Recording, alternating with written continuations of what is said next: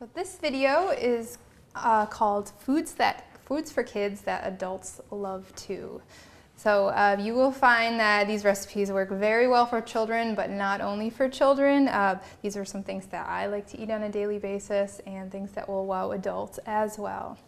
A little bit about feeding children. I am a mom of a currently 3.5-year-old son.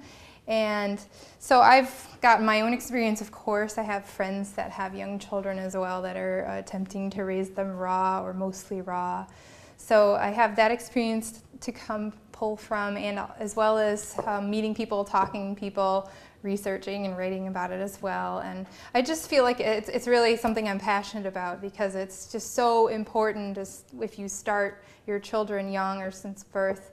It's that much easier, and you're just giving them so many tools in so many ways for their entire life. So not only is the nutrition critical, with all the environmental stressors, the things that everyone's being exposed to now right from birth, it's just so important to keep your immune system as strong as possible all the time, that the food and the diet is, of course, a really big part of that. And so from that standpoint, kids are getting diseases younger and younger, and we hear about it in the news all the time, or friends or whatever, people that diabetes, obesity is rampant in children. So I just feel like it's so important to start them now.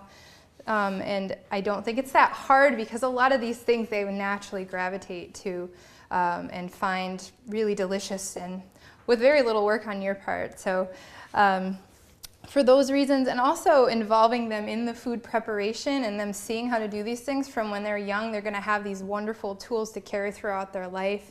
If they go off to school, they will know how to make all these things for themselves. And I find that they want to try things more when they're involved, and there's so many great things they can help you with in terms of raw food preparation in the kitchen. So it's really easy to get them in there with you and help.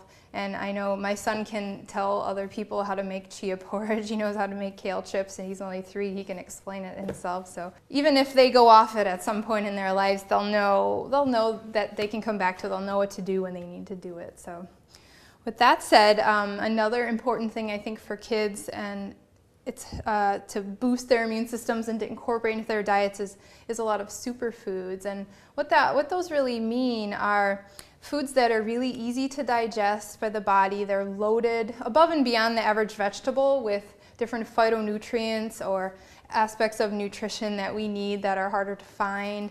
And they're completely whole foods, naturally occurring. There's nothing adulterated about them. We're just getting them in different forms and using them in our food. It's just a great way to boost your intake, to ensure a full spectrum of nutrition, which some people get worried about with children, even though it's perfectly safe and healthy to raise your children raw.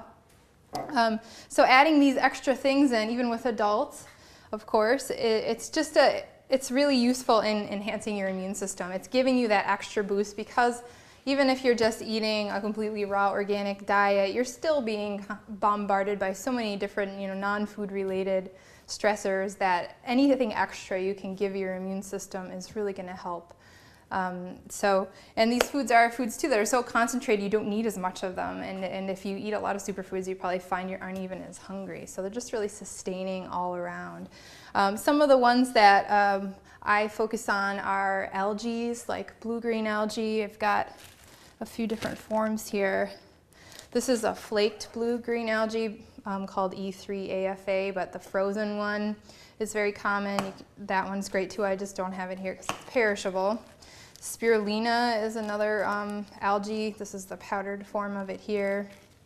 Chlorella is another one, which usually is in tablets or powder. I know my son just eats these. Like he's happy to chew them up and eat them, which is how I always like them too. And it's really easy to get a lot of these in, or put them into other things where they're not even going to realize they're there if they don't like the taste of them on their own. So smoothies, shakes, you name it, you can incorporate those in pretty easily. And what those are great for is high protein, really high in protein. A lot of them are over 50% protein. So you've got a great, easy to digest source of protein. They're great sources of chlorophyll, the essential fatty acids, as well as other vitamins and minerals. So they've got that going for them, that whole easy to digest, super nutritious aspect. Another category of Things that kind of are along the algae line, maybe not quite as powerful, but still great, are the sea vegetables like dulse. I've got some dulse here. Dulse is one example. Nori, sea lettuce, kelp, aramay. There's a whole list of ones you may not have heard of before, but they're actually not that hard to find. And they have a lot of great minerals. They're great for detoxifying the body, pulling heavy metals and things out of the body.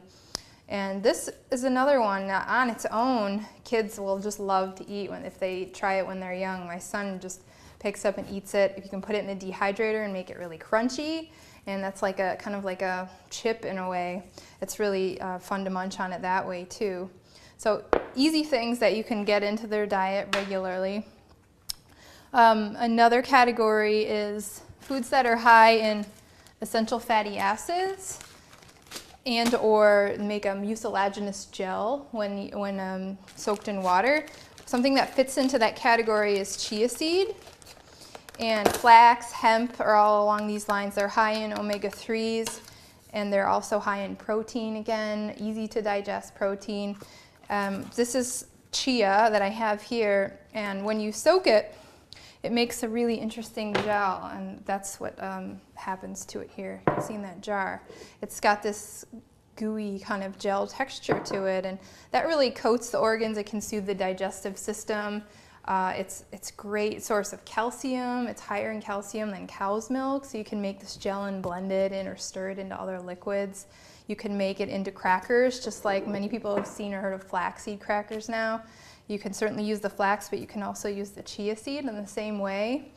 It's the great source of omega-3s. It's high in iron. It's got a really high antioxidant profile. So to me, it's really like flax to a whole nother level. It's a superior food. It's a little more expensive, still not too expensive, but you only need a little bit, and a little goes a long way. We're going to make a few recipes with the chia seed.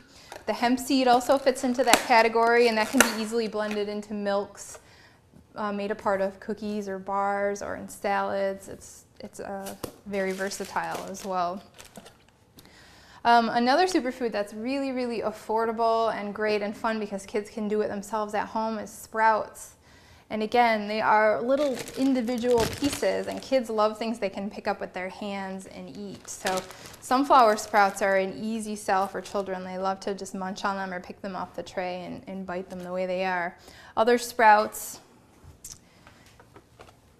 bean sprouts like this.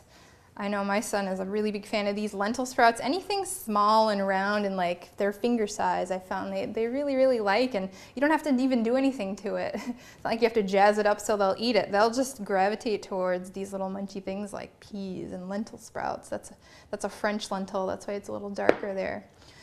Sprouts are extremely easy to digest. They have all of the hormones that are beneficial to the body. They help balance your hormones. They affect your DNA and RNA in a very strengthening way.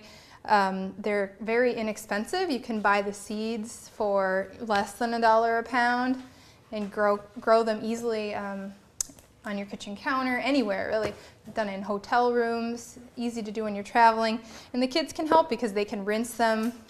They can watch them grow on a daily basis. That happens really quickly with most of them, and it's a great way to make them a part of things, and they get more excited about it because they're doing it themselves, which is always fun.